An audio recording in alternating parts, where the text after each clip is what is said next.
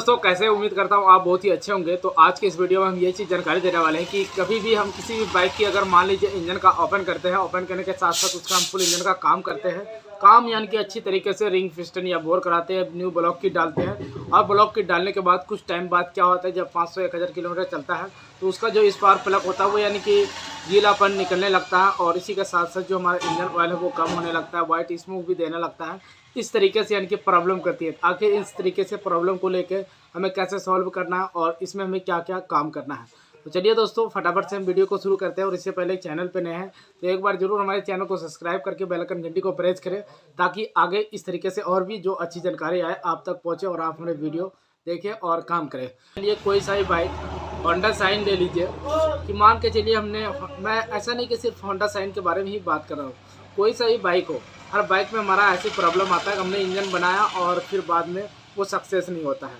अगर 10 का इंजन बनाया है, 10 में अगर ऐसा भी होता है कि 2 या 3 इंजन हमारा ऐसे होता है जो कि उसमें हम वो फेल कर जाते हैं, यानी कि वो फिर से यानी कि बाद में स्मूथ करने लगती है।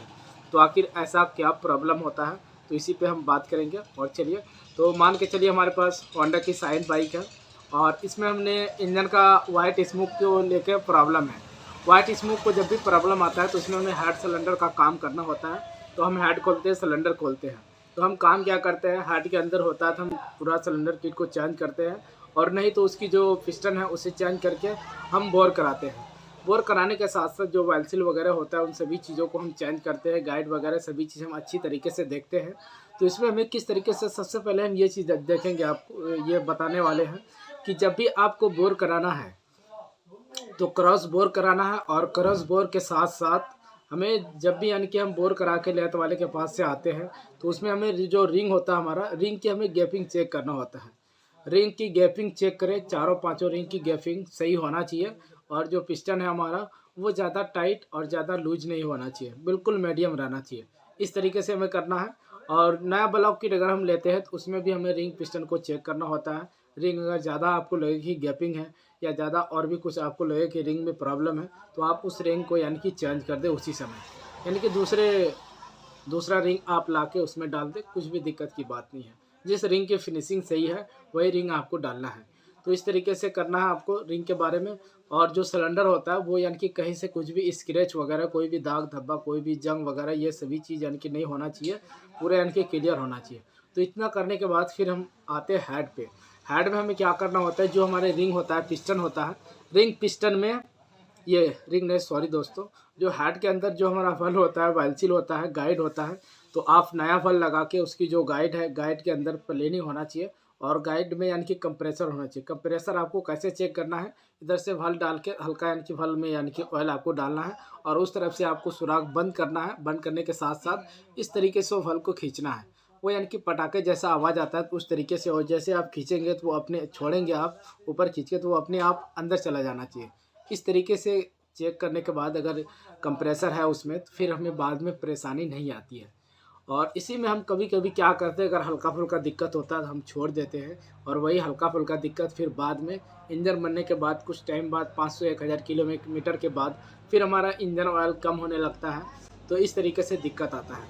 तो इन दिनों को मान के चलिए कि हमने पिस्टन भी चेक कर लिया, हेड वगैरह सारा काम एकदम बिल्कुल ओके कर दिया, कहीं पे कुछ भी यानी कि प्रॉब्लम नहीं है, बिल्कुल हमने मस्त किया, क्रैंक वगैरह बिल्कुल सही है। अब इसके बाद भी यानी कि हमने इंजन बनाया और वाइट स्मोक देने लगे। अब बात आता है यहाँ पे कि हमने इंजन में 10,000 खर्चा किया, 5,000 खर्चा किया, मतलब अच्छी तरीके से हमने इंजन को बांधा। इंजन की जितनी भी प्रॉब्लम थी वाइट स्मोक को लेकर, उन सभी चीज़ों का हमने प्रॉब्लम बिल्कुल हमने जड़ से ख़त्म कर दिया। और जब हम इंजन ऑयल डाले, इंजन ऑयल डालने के बाद हम बाइक कस्टमर को देते हैं 500-800 किलोमीटर चलने के बाद, वो फिर हमारे पास आता है सर्विस के लिए। तो उस समय फिर हमें क्या देखना है, उसकी इंजन ऑयल हमें चेक करना है, कोई भी डब्बा वगैरह में चेक करना है। आपने मान के चलिए स्प्लेंडर या होंडा शाइन बाइक में 1 लीटर या 1100 ml अगर डाला है, जब आप इंजन ऑयल निकालते हैं तो फिर आपको उसे चेक करना होगा। चेक उसमें क्या करना है, इंजन ऑयल हमारा कितना निकला। अगर 150-200 ml कम निकलता है तो आप समझिए कि हमारे जो इंजन है वो बिल्कुल सक्सेस है। और उससे यानी कि ज़्यादा कम निकलता है, अगर 300-400 ग्राम, 500 ग्राम, इस तरीके से अगर आप देखें कि 800 या 500 किलोमीटर चली हमारी बाइक और यानी कि 300-400 ग्राम इंजन ऑयल कम हो गया, तो आप समझे कि हमारी यानी कि कहीं ना कहीं कुछ प्रॉब्लम है। तो आपको फिर आपको क्या करना है, कंफर्म होने के लिए आपको स्पार्क प्लग चेक करना है। अगर आपको स्पार्क प्लग जो खोलेंगे उसमें यानी कि अगर गीलापन, चिपचिपाहटपन, जिस तरीके से हमारा बाइक स्मूव करती है, आप अगर कभी प्लग खोले होंगे तो उसमें आपने देखा होगा कार्बन टाइप का यानी कि गीलापन महसूस होता है। तो उससे हमें साफ ये पता चलता है हमारी बाइक जो है वो यानी कि इंजन ऑयल कम हो रहा है, इंजन ऑयल उठा रहा है, यानी कि धुआं दे रहा है। तो उसमें हमें क्या करना है, फिर उसका हमें उसके लिए इस तरीके से अगर हो जाता है, फिर आपको टैपिट वगैरह चेक करना है। टैपिट कहीं से कोई भी टैपिट यानी कि ज़्यादा टाइट नहीं होना चाहिए। टैपिट, एयर फिल्टर, ये सभी चीज़ आपको चेक करने के बाद आपको लगे कि यानी कि बिल्कुल परफेक्ट है। इसमें एक चीज़ ये भी होता है दोस्तों, अगर कार्बोरेटर की ट्यूनिंग वगैरह ख़राब होता है तो उसके ज़रिए से भी हमारा स्पार्क प्लग ब्लैक निकलने लगता है। तो वो ट्यूनिंग अगर गड़बड़ा जाता है तो उसके ज़रिए से पेट्रोल ज़्यादा और स्पार्क प्लग काला। तो ट्यूनिंग वगैरह ये सभी चीज़ भी हमें देखना होगा। सलेंसर की जो एयर है वो पूरा परफेक्ट बाहर निकालना चाहिए, क्योंकि जब हम बाइक को यानी कि इंजन का काम करते हैं तो उस समय क्या होता है, हमारे जो इंजन है वो यानी कि इंजन ऑयल सलेंसर में जाके उसका कचरा, मोबिल वगैरह वो यानी कि भरने लगता है और बाद में फिर वो अच्छी तरीके से नहीं निकलता है, क्योंकि कुछ टाइम तक वो भी धुआं निकलते रहता है। तो इतना करने के बाद फाइनली हमें क्या देखना है, फिर आपको अगर लगे कि हमारे बाइक सचमुच में यानी कि धुआं दे रही है, हमारा इंजन सक्सेस नहीं हुआ, फिर आपको वहाँ पे इंजन को आपको खोलना ही पड़ेगा। आपको कंफर्म हो जाना है कि हमारी जो रिंग है या पिस्टन है कहीं पे कुछ भी यानी कि मिस्टेक हुआ है या कुछ भी कोई भी पार्ट ख़राब हुआ है। तो आपको हेड खोलना है। हेड के अंदर आपको ऑयल सील वगैरह चेक करना है। जो इनलेट वाल्व होता है उसके अंदर आपको देखना है चिपचिपाहटपन यानी कि इंजन ऑयल टाइप का कुछ भी यानी कि नहीं होना चाहिए। अगर उस तरीके से है तो आपको समझ लेना चाहिए कि हमारा जो हेड है इसी में प्रॉब्लम है, ऑयल सील वगैरह ये सब लीकेज है जो कि हमारी बाइक स्मूथ देने लगी। तो अगर हेड में दिक्कत है तो आपको हेड का काम करना है, और फिर आपको लगे कि हेड में कुछ भी प्रॉब्लम नहीं है, ये सब बिल्कुल ठीक है, तो आपको सिलेंडर खोलना है, उसका रिंग चेक करना है। रिंग में प्रॉब्लम है तो आपको रिंग चेंज करना है। अगर पिस्टन में प्रॉब्लम है तो आपको पिस्टन चेंज करना है। तो इस तरीके से दोस्तों हमें काम करना होता है, और इस तरीके से अगर हम पूरा पार्ट अगर जेन्युइन भी लगाते हैं तो उसके बाद भी यानी कि इस तरीके से हो जाता है। ऐसा नहीं कि हमारे साथ नहीं हुआ, हमारे साथ भी इस तरीके से कई बार यानी कि हुआ है।